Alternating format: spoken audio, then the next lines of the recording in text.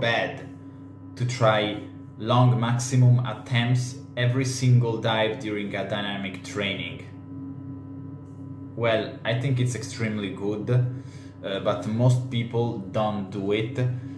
Anyway, top athletes, actually, top freedivers, you know, all around the world, try at least to do as many maximum attempts in dynamic or with the monofin or without fins in training as possible, because I mean it's extremely important to actually create the mental adaptation of staying underwater for so long, and that's the only way to do it. I mean, if you stay underwater for so many times and for so long times, doing, you know, so many long dives and dynamic DNF with monofins or bifins as possible, well, you're gonna adapt yourself mentally to that. Then in competitions, you're gonna be so adapted to do it. Meanwhile, if you never do it, if you work like most people, unfortunately, most medium-low levels freedivers, on short distances, doing only hypercapnia or CO2 tables, working on 50 meters, 75 meters, and that's it. Then when it's gonna come a competition time, you're gonna probably fail, because it has been 7 months you don't do a long dive, and so you're not mentally adapted to that mindset that you need to have to do a maximum attempt in dynamic. So that's why you need to try to do long dives in training as much as possible, you know, because it's important to create that mindset that only in this way you can create, otherwise it's totally impossible.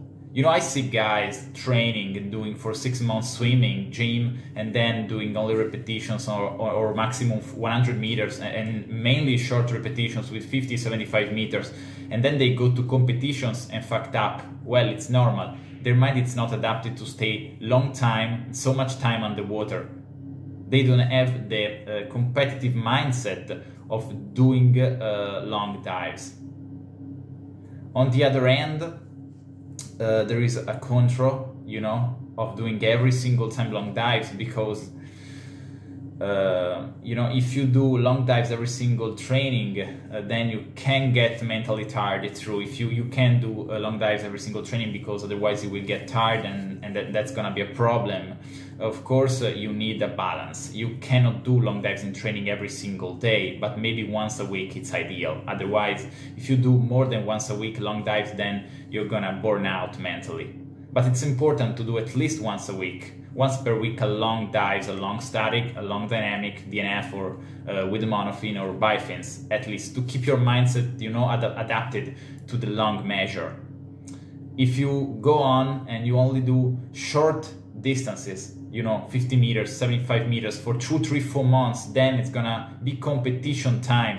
And the moment you will have to push to the maximum, well, you're probably gonna give up in the competition, because your mind, especially your mind, because freediving is a mental sport, you know, it's not gonna be adapted to do a long distances, because that's, I mean, because you have only been doing short distances for 4 months, so you can ask your body to all of a sudden try a massive long swim underwater. So that's why most people failed in competitions, because it's been 4 months, 5 months, 6 months of base training, they don't do long dives. They can ask themselves that much. On the other hand, it's super good to try at least one long dives or one maximum breath hold per week, in order to be in the mindset at the right time.